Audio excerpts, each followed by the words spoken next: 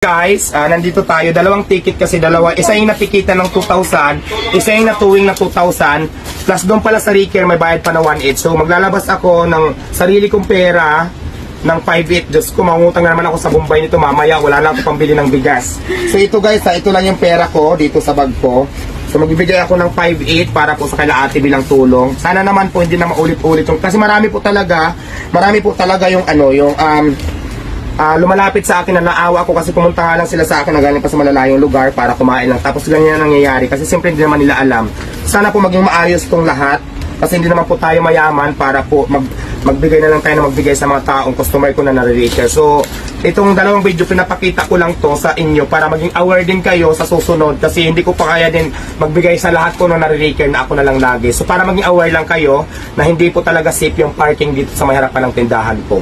So yun lang, maraming salamat. Tutubusin na natin yung papel, ito yung mga motor para makauwi na din kayo para magtrabaho na din ako. So okay.